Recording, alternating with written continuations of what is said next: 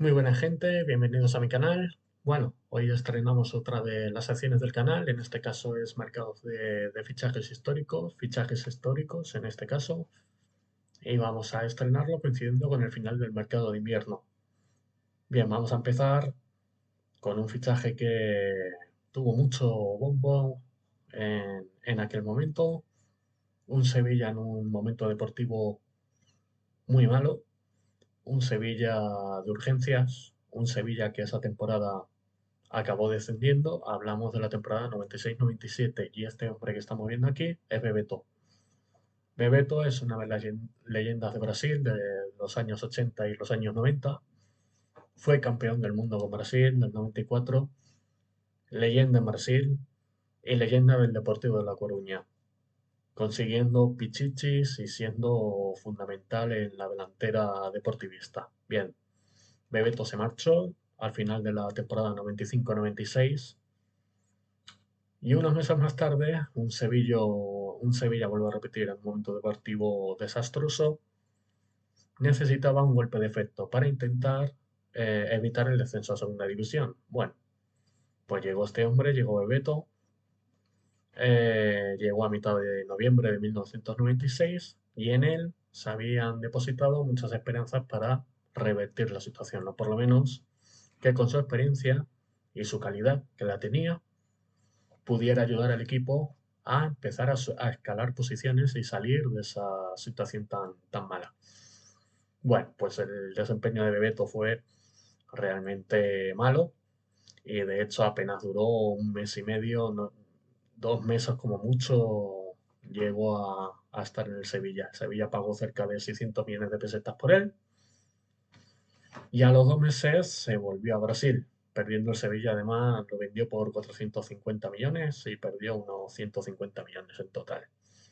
Una operación desastrosa. En sus 6 partidos que jugó con el Sevilla no anotó ni un gol, no aportó absolutamente nada al equipo.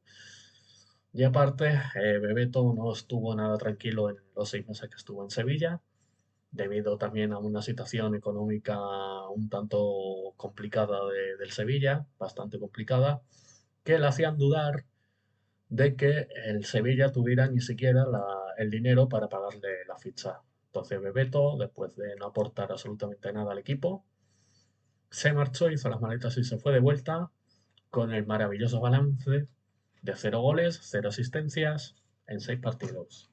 Aquí lo vamos a ver con más detalle, el desempeño de Bebeto en su breve estancia en el Sevilla. Debutó un 17 de noviembre de 1996 contra el Real Madrid con derrota de los sevillistas 1-3. Jugó 75 minutos, ni goles ni asistencias. Siguiente partido, curiosamente, ante su ex equipo, el Deportivo de La Coruña, Sevilla volvió a perder 0-1, ni goles ni asistencias y un rendimiento en el campo bastante malo. Otra derrota ante el Hércules, 3-0, derrota ante el eterno rival, 0-3 antes del parón de Navidades. Y en su último partido en Liga, el 12 de enero de 1997, su último partido en Liga, 70 minutos, ni goles ni asistencias. Bueno, pues este fue el desempeño de Bebeto en su efímero paso por el Sevilla. Una verdadera lástima. Los sevillistas esperábamos que Bebeto tuviera un desempeño mucho más importante, pero no fue así, convirtiéndose en un enorme fracaso. Bien, vayamos al siguiente. En este caso es Prosineski, Robert Prosineski.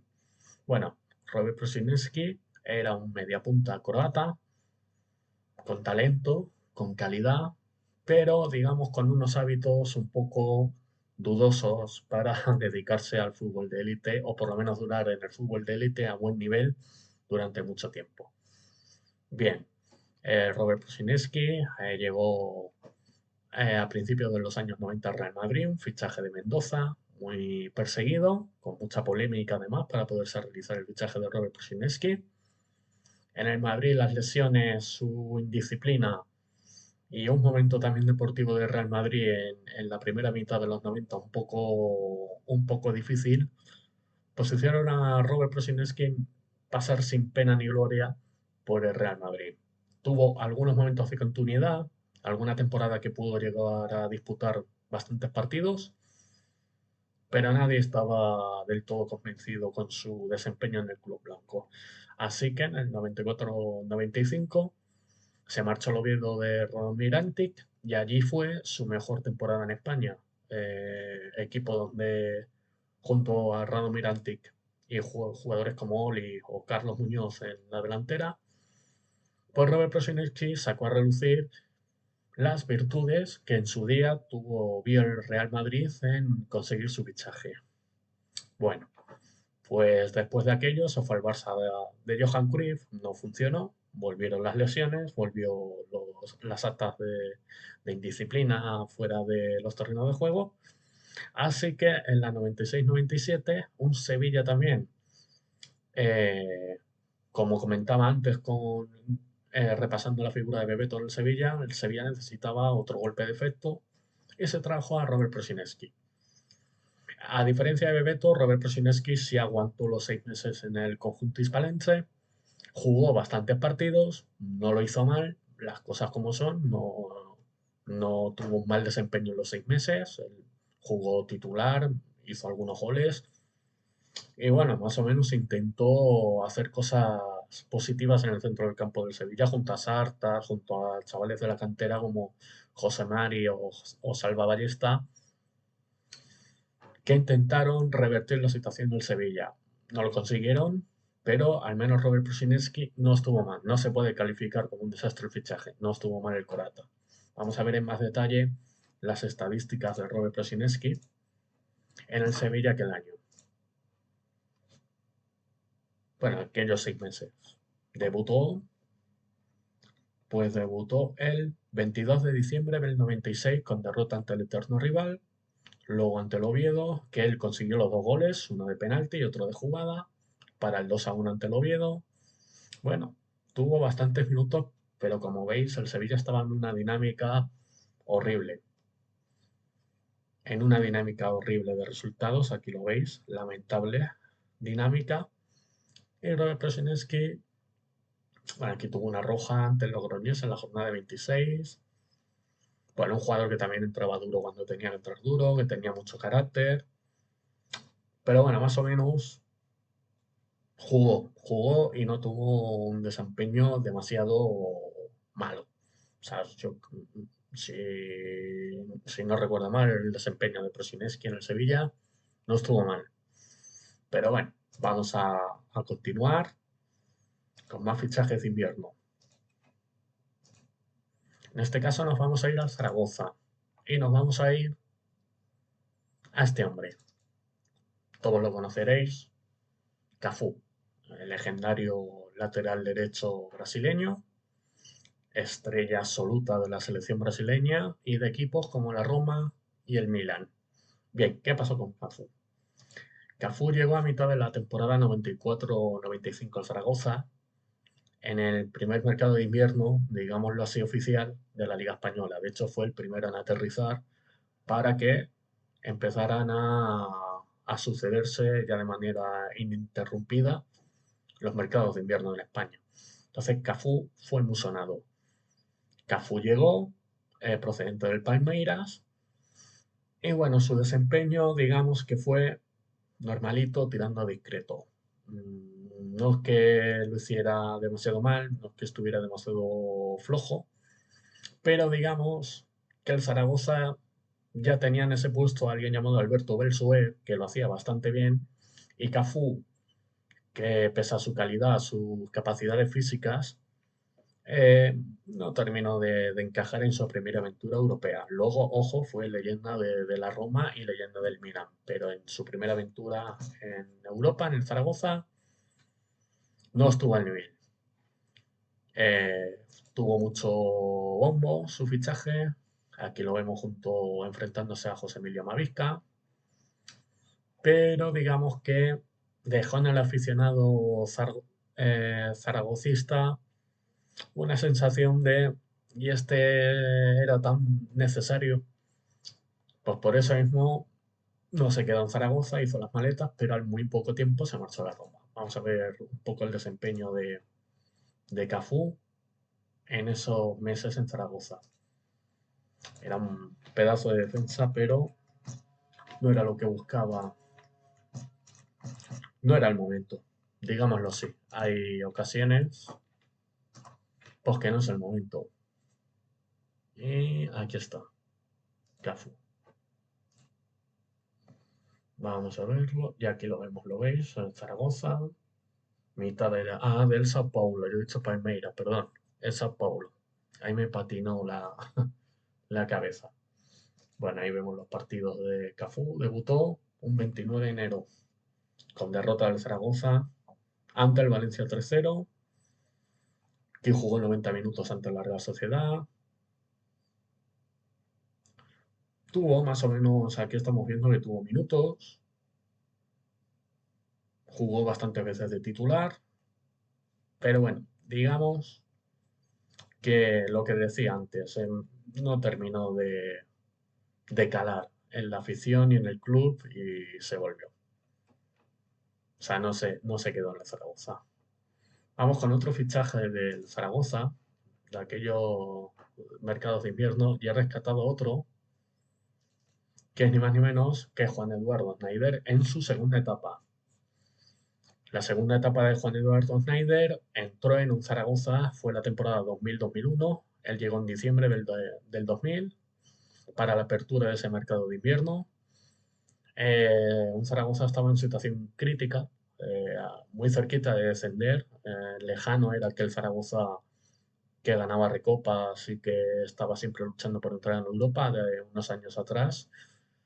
Y estaba en una crisis muy grande de resultados, de juego y resultados. Bueno, ese Zaragoza se salvó, sobre todo gracias a los goles de Juan Eduardo Schneider, polémicas aparte que ahora os lo comentaré. Juan Eduardo Schneider venía de estar 2 años prácticamente en blanco en la Juventus de Turín, que lo fichó después de su paso por el Español, y en la Juventus se comió, vamos, no se comió absolutamente nada. Todo el tiempo entre suplente, banquillo y lesiones, y no se hizo un hueco, y lo que es peor y alarmante para un delantero, no hacía ni un gol, ni al arco iris. Entonces al Zaragoza, la Juventus se lo cedió muy gustosamente después de su pobre rendimiento, y al Zaragoza le vino de perlas.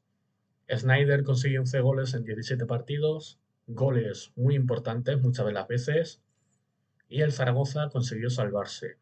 No sin antes Snyder pues dejar esa marca suya, inolvidable, que le hacía tener esa etiqueta encima, ¿no? de jugador polémico o complicado, dejémoslo, más que en polémico, jugador de carácter difícil. Y aquí lo vamos a ver. ¿A qué me estoy refiriendo con esto? Pues que en la última jornada, una jornada decisiva para Zaragoza, se autoexpulsó Juan Eduardo Schneider. Se autoexpulsó ante el Celta de Vigo, partido clave del Zaragoza. Vale, ¿qué ocurrió? Para que Schneider en el minuto 15 fuera expulsado. Le provocó un rival, se le cruzaron los cables porque sí, se pasó de frenada en una entrada, pues nada de eso.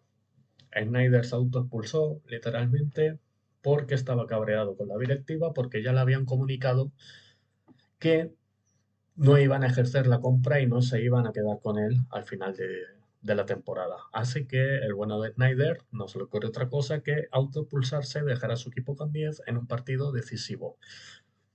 Eso fue una manera muy fea de salir de Zaragoza, teniendo en cuenta que había sido importantísimo con sus goles desde el primer partido que llegó. En la victoria contra Las Palmas metió gol, aquí metió otro gol ante el Osasuna, aquí metió otro ante el Rayo Vallecano, otros dos ante el Oviedo, el gol del empate ante el Valencia, el gol del empate, bueno, uno de los goles del empate ante el Athletic de Bilbao. Incomprensible, incomprensible. Demostró ser muy poco profesional y dejó a su equipo con 10. Una verdadera lástima que dejase al final ese mal sabor de boca a unos meses anteriores muy positivos. En fin, vamos a seguir y en este caso vamos a seguir, hombre, con un jugador que llegó y la partió en el Valencia. Hablamos de la Cobra Ilie, de Adrián Ilie, delantero rumano que llegó a mitad de la 97-98 al Valencia y fue llegar y no parar a hacer goles, al menos durante sus primeros 6 meses en el conjunto C. Adrián Ilie consiguió en 17-18 partidos 12 o 13 goles, una barbaridad. Era un delantero de unos movimientos muy eléctricos, se desmarcaba muy bien, tenía mucha movilidad y digamos que descolocó por completo a las defensas de los equipos españoles que no sabían muy bien a qué atenerse, sobre todo porque no estaban acostumbrados en ese momento a un delantero con ese tipo de movimientos, de movilidad, de buscar espacios y de encontrar todas las maneras posibles de disparar e intentar hacer gol. Bien, la Cobra Ilia los primeros 6 meses fue un fichaje de todos los que llevamos vistos, el más redondo ahora mismo, hasta el momento del mercado de invierno, de fichajes de invierno que llevamos visto. Adrián Ilie sí que llegó y reventó las redes. Lo hizo muy bien esos primeros 6 meses Adrián Ilie. Luego es cierto que los siguientes meses de Adrián Ilie, o sea, las siguientes temporadas, las temporadas completas, por así decirlo, no estuvo al nivel. No estuvo al nivel. A ver, ¿dónde estás? ¿Dónde estás? ¿Dónde estás? Aquí está Sabinilie. Adrián. Aquí está Adrián, la Cobra Ilia. Bien, aquí lo vamos a ver. Mitad de la 97-98, 12 goles en 17 partidos. Fue un fichaje de invierno espectacular. Aquí estamos viendo que le costó un par de partidos o tres en empezar a meter goles, pero fijaros, a partir de la jornada 22, un hat-trick, aquí otro en la jornada 23 ante el Real Madrid, aquí otro doblete ante el Athletic, en casa del Athletic en San Mamés, otro golito ante el Mérida, otro ante el Zaragoza, otro ante el Atlético de Madrid, otro ante la Real Sociedad. Bueno, eh, fue muy rentable el fichaje de Adrián. La lástima es que las siguientes temporadas, las lesiones, los problemas físicos y que ya las defensas le empezaban a coger el truco a sus movimientos y a su forma de jugar, le hicieron a empezar a decaer y a dejar de brillar tanto. Pero como fichaje de invierno salió redondo. Bien, vamos a ir a otro jugador histórico, también del Valencia, y esta vez nos vamos al burrito Ortega, Ariel Ortega.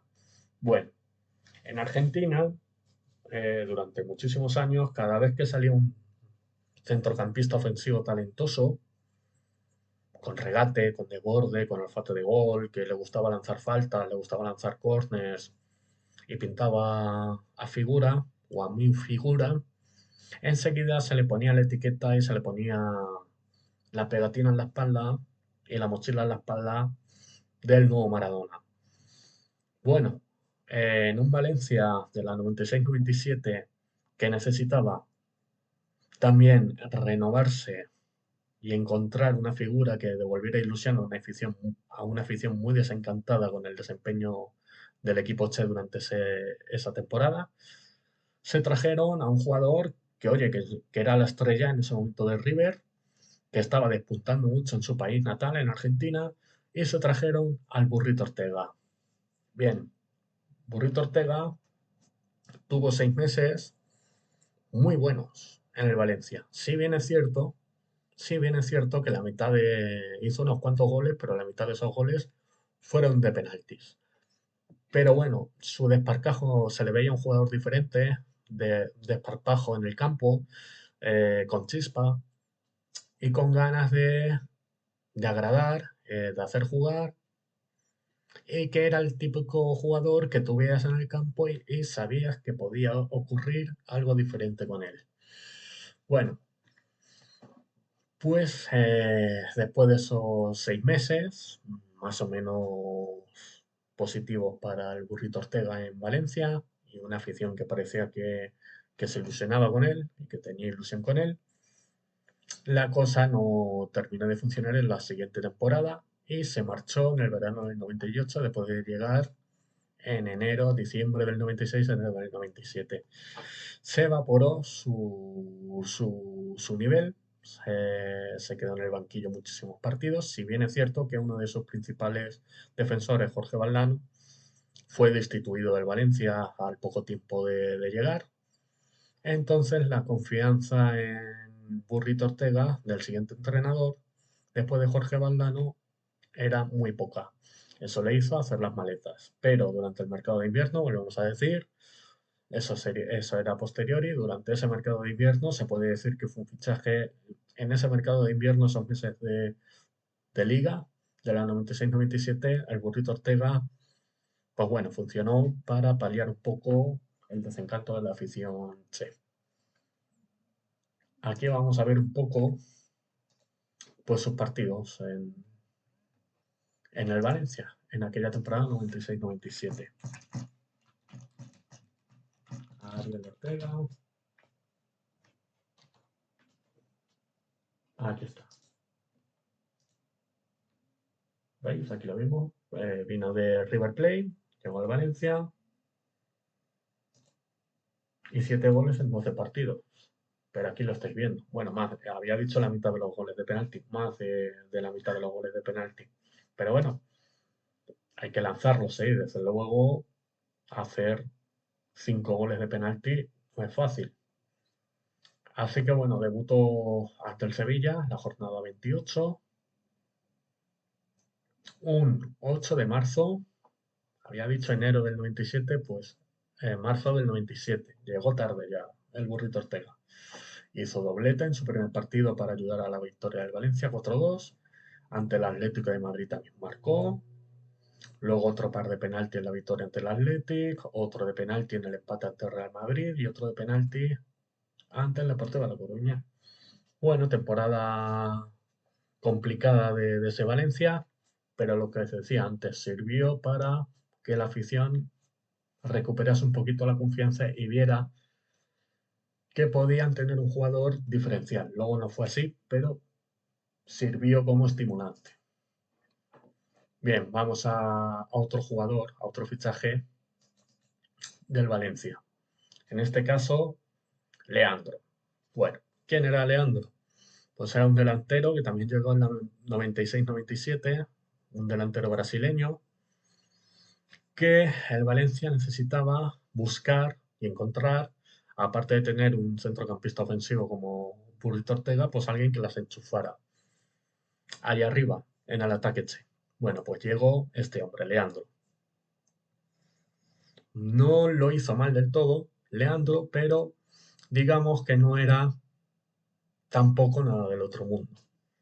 Eso le sumamos que a Leandro no se le ocurrió otra cosa que celebrar en el Calderón este gol imitando a un perro que se estaba meando en el césped, pues tampoco ayudaría demasiado a que Leandro consiguiera tener muy buena fama en la Liga Española y en los torneos de juego de la Liga Española. Con todo y con eso, os podéis imaginar, Leandro no siguió al año siguiente en el Valencia.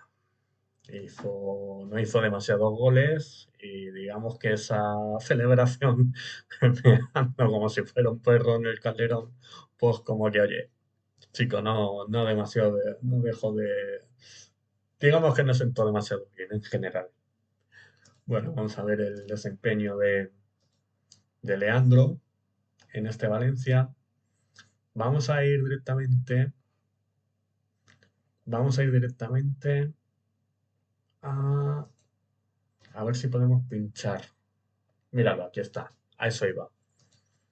Para ir un poquito más rápido, aquí lo vemos.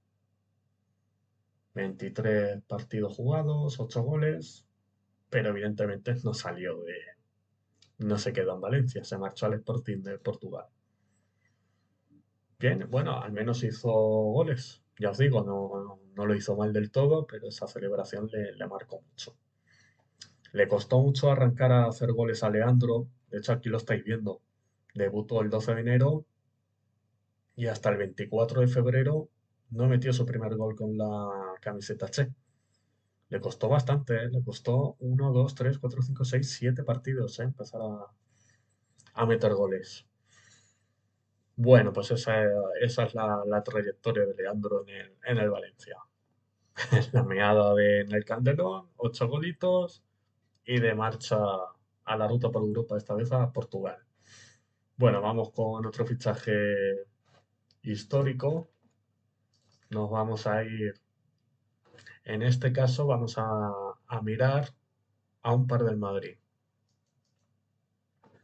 A un par no, a uno del Madrid con Cristian Carembé. Bueno, Cristian Carembé. Su fichaje llegó a mitad de la temporada 97-98. Llegó procedente de la Sampdoria, era un centrocampista francés. Y su fichaje estuvo envuelto eh, en una enorme bomba de humo. Parecía que de repente Cristian Carembé era el centrocampista más talentoso de Francia. Parecía que era una estrella impresionante. Fue una bomba de humo colosal lo de Cristian Carembé en ese momento. Tuvo que intervenir, o sea, tuvieron líos hasta de juicios o a punto de llegar a los tribunales para llegar a cometer el fichaje y poder sacarlo de la Sampdoria. O sea, todo era alrededor de Cristian Carembé de una desproporción enorme. Una desproporción enorme, gigantesca la desproporción para lo que luego llegó a mostrar sobre el terreno de juego en el Real Madrid. Cristian Carembé no se puede decir que fuera un jugador malísimo porque no lo era, pero era un centrocampista normalito. Un centrocampista pues, que de equipo, de ayudar al equipo, de batirse en barro, pero no era un futbolista de que tuviera demasiada brillantez, no era un centrocampista que realmente encajase nunca en un grande del fútbol español. O sea, yo creo que aquí en el Real Madrid, mmm, yo creo que no acertó en el fichaje, mucho menos de Cristian Carembé, y mucho menos todo lo que tuvieron que pasar para poder llegar a fichar a Cristian Carembé. Su desempeño decepcionante en el Real Madrid, tanto en esos meses de su fichaje en el mercado de invierno, como luego el poco tiempo que estuvo más. Estuvo una temporada, dos más. Cristian Carembé no estuvo más. Completamente olvidable Cristian Carembé. Y realmente quien recuerda a Cristian Carembé en el Madrid es para nostálgico porque hizo algún gol que otro. Pero poco más. Cristian Carembé, desempeño muy discreto por el Real Madrid. Y ya está, nada más. Esto ha sido una pequeña muestra de fichajes históricos, en este caso coincidiendo con el final del mercado de invierno que acaba de terminar.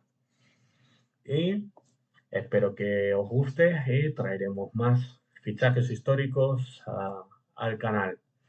Espero que estéis bien y que disfrutéis de lo que queda de fin de semana. Chao.